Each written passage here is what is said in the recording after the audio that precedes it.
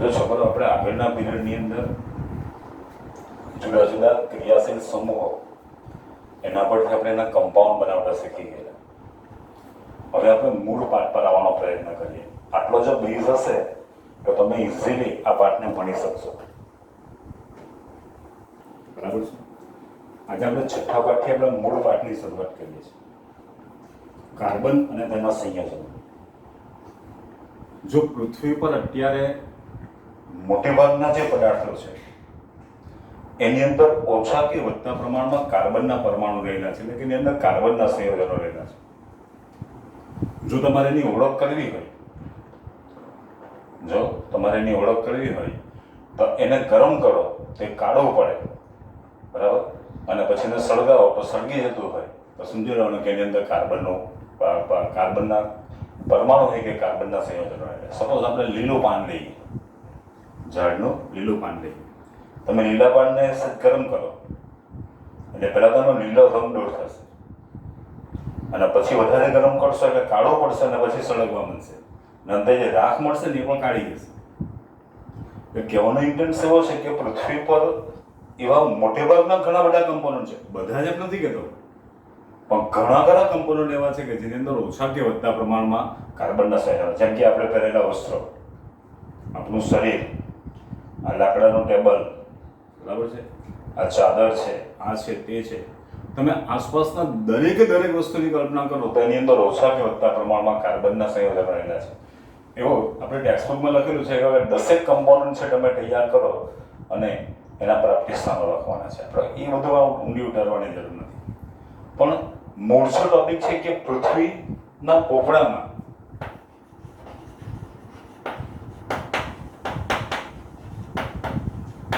Carbon અને તેના સંયોજનનું પ્રમાણ છે એ 0.02% છે. પૃથ્વીના પોપડાની અંદર વાત કરું છું. અને પૃથ્વીના વાતાવરણમાં કાર્બનના સંયોજનોનું પ્રમાણ 0.03% છે. ખાસ આંકડાકીય માહિતી યાદ રાખવા જેવી છે. પૃથ્વીના પોપડામાં કાર્બન અને તેના સંયોજનોનું પ્રમાણ કેટલું છે? 0.02%. આપણે લાગશે બહુ ઓછું છે, પણ પૃથ્વી માટે તો તમે જોશો ઘણું બધું આપણે કહી શકાય. અને પૃથ્વીના વાતાવરણમાં કાર્બનના સંયોજનોનું પ્રમાણ 0.03%. તમને ખબર હશે કાર્બન ડાયોક્સાઇડ, મિથેન, બરાબર, આવા જે સંયોજનો છે એનું પ્રમાણ કેટલું છે? 0.03%. જેને આપણે કાર્બન ડાયોક્સાઇડ કહીએ છીએ. આ એક માહિતી જરા ધ્યાન રાખવા જેવી છે. હવે જોજો આપણે આગળના પાઠની અંદર તમે આયનીય બંધ અને આયનીય સંયોજનો વિશે શીખીને આવ્યા છો, બરાબર. આપણી બુકમાં ડાયરેક્ટ જ આયનીય બંધ એટલે કે આયનીય સંયોજનો અને સહસંયોજક સંયોજનોના ગુણધર્મો આપી દીધા. આમ તો હું સ્ટેપ બાય સ્ટેપ ભણાવતો જ જાઉં છું, પણ એકચ્યુઅલી જે સહસંયોજક સંયોજનો છે, આણ્વીય સંયોજનો છે, એના ગુણધર્મો તમે આણ્વીય કમ્પોનન્ટ શીખો પછી જ એના ગુણધર્મો સમજવાનું. પણ આપણે બુકની અંદર કમ્પેરિઝન કરી છે એટલે આપણે કમ્પેરેટિવલી શીખી લઈએ. કયા છે? આયનીય સંયોજન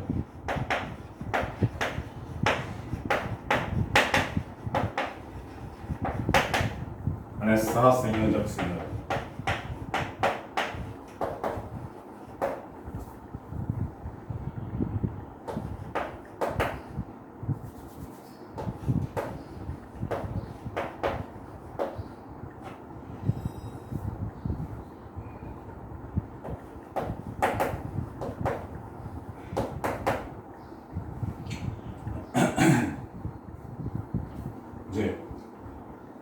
જે સંયોજનના અણુમાં રહેલા પરમાણુઓ આયનિક બંધ વડે જોડાય એવા સંયોજનોને આયનીય સંયોજનો કહે છે. સપોઝ સોડિયમ ક્લોરાઇડ, તમે 9મા ભણ્યા છો. NaCl ખરેખર શું છે? તો કે Na+1 .Cl-1 n યુગ્મની જોડ છે અને આ આયનો જે આકર્ષણ બળ વડે જોડાયેલા હોય એને આયનિક બંધ. અને જે સંયોજનની અંદર રહેલા પરમાણુ આયનિક બંધ વડે જોડાય તેવા સંયોજનોને આયનીય સંયોજનો કહે છે, બરાબર. Aluminium phosphide, aluminium chloride, ferric chloride, ferric sulphide, બરાબર છે. આવા બધા આયનીય સંયોજનો. ખાલી ઉદાહરણ દો. અને જે સંયોજનના અણુમાં રહેલા પરમાણુ સહસંયોજક બંધ વડે જોડાયેલા હોય એને સહસંયોજક સંયોજનો આણવીય, પેલો આયનીય અને આણવીય અથવા તો કાર્બનના સંયોજનો કહે છે. ઉદાહરણ તરીકે H2O, CH4, H2O2, SI, તમે કેટલાય કમ્પોનન્ટ મૂકી શકો. બરાબર?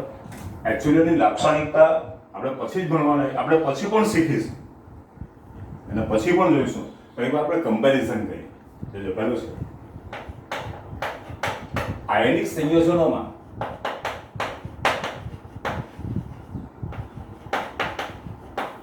ધન વીજભાર ધરાવતા અને ઋણ વીજભાર ધરાવતા આયનો રહેલા હોવાથી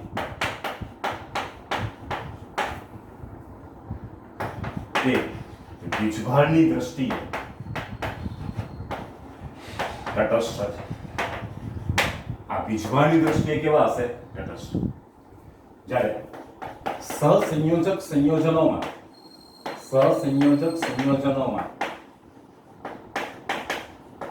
રહેલો સહસંયોજક બંધ દિશાકીય હોવાથી સહસંયોજક સંયોજનો એક ચોક્કસ પ્રકારની ભૌમિતિક આણવીય રચના ધરાવે છે. ચોક્કસ પ્રકારની ભૌમિતિક આણવીય રચના ધરાવે છે. સપોઝ H2O, પાણીના અણુનો આકાર કેવો છે? અણુકોણીય. એમોનિયાના અણુનો આકાર કેવો છે? તો કે ત્રિકોણીય પિરામિડ. મિથેનના અણુનો આકાર કેવો છે? સમચતુષ્ફલકીય. H2 ના અણુનો આકાર H2O2, N2, F2, HCl, HF, આ બધાનો આકાર છે રેખીય છે. બરાબર? આ વાક્ય આપણી બુકમાં નથી વાપરેલું, પણ છતાં પણ તમારે યાદ રાખવું પડશે. સહસંયોજક બંધ દિશાકીય હોવાથી સહસંયોજક સંયોજનો એ ચોક્કસ પ્રકારની ભૌમિતિક અણુરચના ધરાવે છે. પછી આયનીય સંયોજનો હંમેશા ઘન સ્વરૂપે હોય, જ્યારે સહસંયોજક સંયોજનો છે એ ઘન, પ્રવાહી કે વાયુ સ્વરૂપે હોય છે. ઘન, પ્રવાહી કે વાયુ સ્વરૂપે હોય છે. પછી તેના ગલન બિંદુ અને ઉત્કલન બિંદુ એ સહસંયોજક સંયોજનોની સરખામણીમાં ઊંચા છે. જ્યારે આના ગલન બિંદુ અને ઉત્કલન બિંદુ એ આયનીય સંયોજનોની સરખામણીમાં નીચા છે. એટલે એનો મતલબ એવો થયો કે આયનિક બંધ છે એ તમે જો સહસંયોજક બંધ કરતા કેવો હોવો જોઈએ? મજબૂત. તો જ આને વધારે પ્રમાણમાં આકર્ષવાની ક્ષમતા ધરાવશે ને. બરાબર? તેમ છતાં જે હીરો છે, કાર્બનનું વહરું, એ સૌથી વધારે સખત છે. બરાબર? એથી વધારે સખત બકમિન્સ્ટર ફુલર નામનો કમ્પોનન્ટ આવે છે. પણ જે આપણે નેનો ટેકનોલોજી શીખતા હોય ને, અત્યાર માટે 10મા ધોરણ માટે તમે એટલું યાદ રાખો કે સૌથી સખત પદાર્થ કયો છે? હીરો. અને એની અંદર સહસંયોજક બંધ જ છે. બરાબર? પણ આ જે આયનીય બંધ છે એ આના કરતા મજબૂત છે. તેના ગલન બિંદુ અને ઉત્કલન બિંદુ એ સહસંયોજક સંયોજનોની સરખામણીમાં ઊંચા છે, જ્યારે આના ગલન બિંદુ અને ઉત્કલન બિંદુ આયનીય સંયોજનોની સરખામણીમાં નીચા છે. પછી એની ઘનતા, ડેન્સિટી, એ સહસંયોજક સંયોજનોની સરખામણીમાં વધારે છે, જ્યારે આમાં કેવું હશે? ઓછા હશે. પછી ઘન સ્વરૂપ, આયનીય સંયોજનો એ વિદ્યુતના અવાહક છે, પણ આયનીય સંયોજનોનું પિગલિત સ્વરૂપ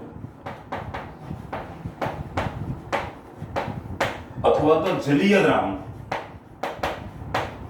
એ વિદ્યુતના સુવાહકો છે.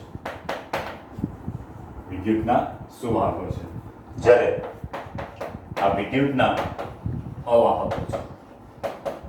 એમાં ગ્રેફાઇટ એ વિદ્યુતનો સુવાહક અથવા તો મંદવાહક. મંદવાહક શબ્દ અમુક વાર વધારે સારું, પણ બુકમાં સુવાહક લખેલું છે, ચાલશે. પછી આયનીય બંધ એ પાણી વડે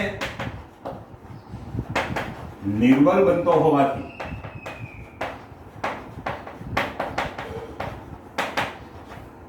આયનીય સંયોજનો પાણીમાં દ્રાવ્ય છે. આયનીય સંયોજનો પાણીમાં દ્રાવ્ય છે અને કાર્બનિક સંયોજનોમાં અદ્રાવ્ય છે. લાઈક કાર્બન ટેટ્રા, આપણે તેલ લઈએ, આપણે એક સામાન્ય ઉદાહરણ છે. પાણીમાં તમે મીઠું ઉમેરો તો મીઠું ઓગળી જશે, પણ તેલની અંદર તમે મીઠું નાખશો તો મીઠું ઓગળશે. એટલે આ પાણીમાં દ્રાવ્ય અને કાર્બનિક સંયોજનોમાં અદ્રાવ્ય. જ્યારે આ કેવા છે? પાણીમાં અદ્રાવ્ય છે. જો આ પાણીમાં દ્રાવ્ય અને કાર્બનિક સંયોજનોમાં અદ્રાવ્ય. જ્યારે પાણીમાં અદ્રાવ્ય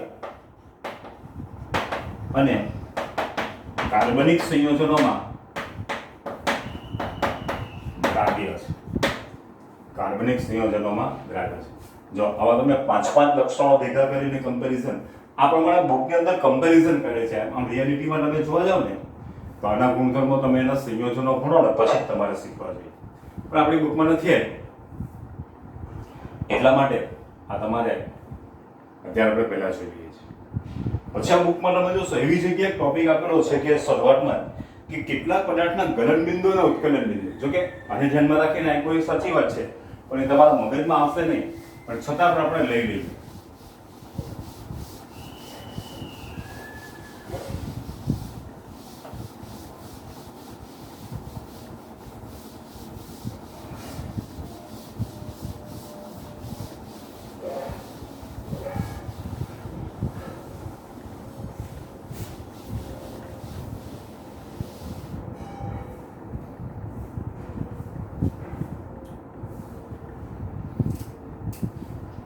જોઈએ આપણે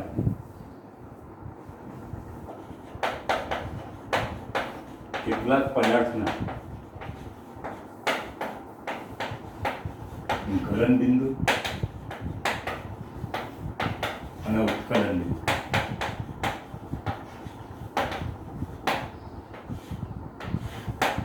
હવે પેલા ગલન બિંદુ એટલે શું ને ઉત્કલન બિંદુ એટલે શું? તો કે જે નિયત તાપમાને ઘન પદાર્થનો પ્રવાહી સ્વરૂપમાં રૂપાંતર થાય.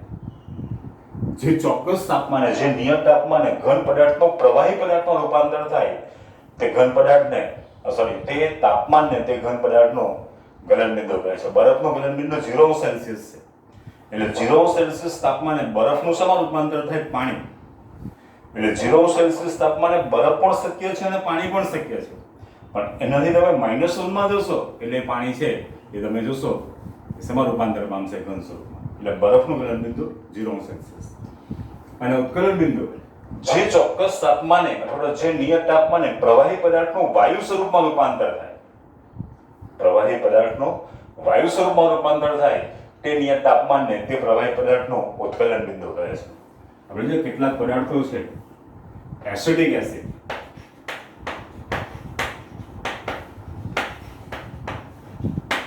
CH3COOH, પછી લઈએ ક્લોરોફોર્મ,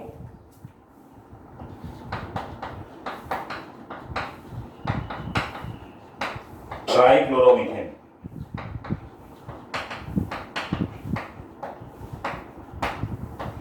CHCl3, ટ્રાઇક્લોરોમિથેન. પછી છે ઇથેનોલ,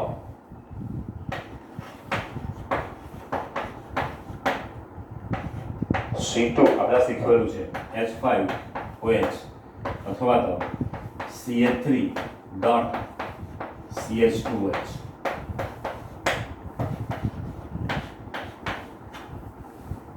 અને બીજું છે મિથેન,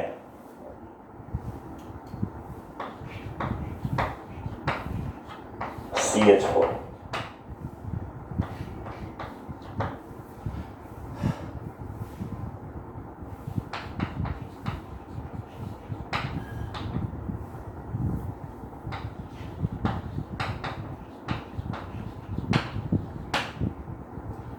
હવે જો લો આ જરાક છે ને છોકરા, તમારે આંકડાકીય માહિતી યાદ રાખવી પડશે. ઇથેનોલ એનો ગલન બિંદુ છે 290 સેલ્સિયસ અને ઉત્કલન બિંદુ છે 290 કેલ્વિન અને આ છે 391 કેલ્વિન. ઇથેનોઇક એસિડ અથવા તો એસિડિક એસિડ, બરાબર ને, આનું બીજું પણ નામ છે ઇથેનોઇક એસિડ. આ બધું જ આપણે જોઈ ગયા છે, એટલા માટે મારે ટોપિક પહેલા લેવો પડ્યો. એનો ગલન બિંદુ છે 290 કેલ્વિન અને એનો ઉત્કલન બિંદુ 391. પછી ક્લોરોફોર્મ CaCl3, એનું ગલન બિંદુ છે 209 કેલ્વિન અને ઉત્કલન બિંદુ છે લગભગ 344 કેલ્વિન. આ યાદ રાખવું પડશે ને છોકરા, 209 કેલ્વિન અને 344 કેલ્વિન. ઇથેનોલ 156 કેલ્વિન, ઇથેનોલનું છે 156 કેલ્વિન અને ઉત્કલન બિંદુ છે 351 કેલ્વિન. 351 કેલ્વિન. પછી મિથેન CH4 90 કેલ્વિન અને 111 કેલ્વિન. હવે જો તમને વિચાર આવશે, સાહેબ એસિડિક એસિડ તો પ્રવાહી સ્વરૂપે છે, તેનું ગલન બિંદુ કેવી રીતે શક્ય બને? ક્લોરોફોર્મ એ પણ પ્રવાહી સ્વરૂપે હોય, ઇથેનોલ એ પણ પ્રવાહી સ્વરૂપે છે અને મિથેન તો વાયુ છે.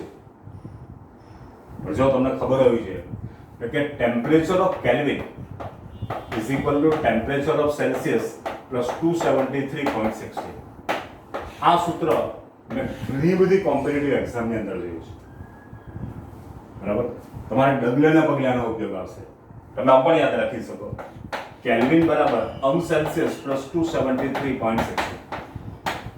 બરાબર. ચલો આપણે 0.16 ને નિગ્લેક્ટ કરી નાખીએ, આટલું તો યાદ રાખી શકાય, બરાબર. હવે મને 90 કેલ્વિન કીધા, તો 90 બરાબર અંશ સેલ્સિયસ પ્લસ 273 અને આ બધા તો માઇનસ, એટલે અંશ સેલ્સિયસ બરાબર 90 માઇનસ 273 અને બાદબાકી કરો તો માઇનસ 3 અને 27 માંથી 9 જાય તો 18,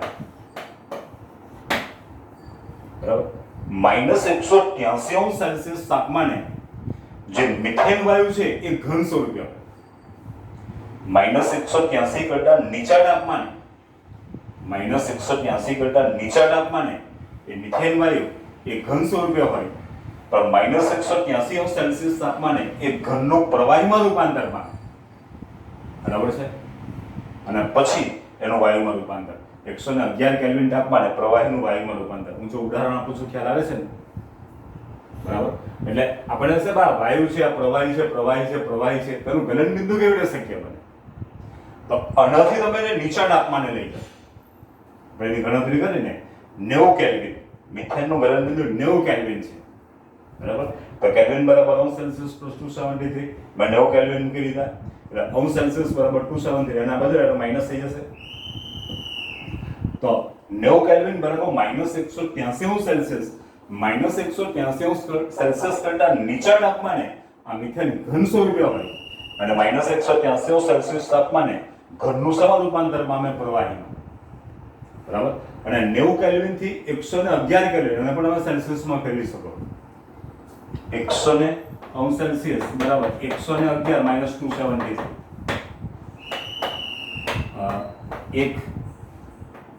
2 અને 27 માંથી 11 જાય તો 16 માઇનસ 2 ને 3 6 ને 7 ને 2 ને 3,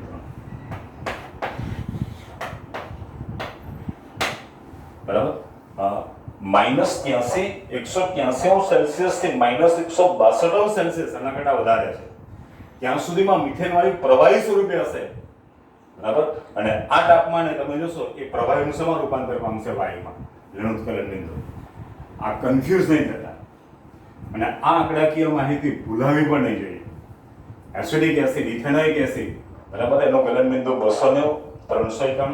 આમ તમે જો તો આની આખી મેથડ જ દેખાય છે. પછી ક્લોરોફોર્મ આ 290 છે તો 209, 344 ઇથેનોલ 156 351 અને મિથેન 90 અને 111. આ તમારે યાદ રાખવું પડશે. છોકરાઓ પરીક્ષામાં આપણે જાણી જોઈને શું કરે, ગૂંચવી નાખે આડા મગજના. ચાલો આપણે એસિડિક એસિડ એટલે 290 કેલ્વિન, પણ પરીક્ષામાં 290 મૂકી અને પછી બીજી બાજુ એને તમે જોશો બીજું પણ સેલ્સિયસમાં હોય. આપણે તો 290 દેખાઈ ગયું એટલે બસ આંખ નીચે એસિડિક એસિડનું કારણ બિંદુ ના, એવું નહીં હોવું જોઈએ. ખ્યાલ આવી ગયો? એટલે વિચારવાનું અને આ સૂત્ર ખાસ યાદ રાખવાનું. એના પરથી તમે આ વસ્તુને સમજાવી શકો છો. બરાબર?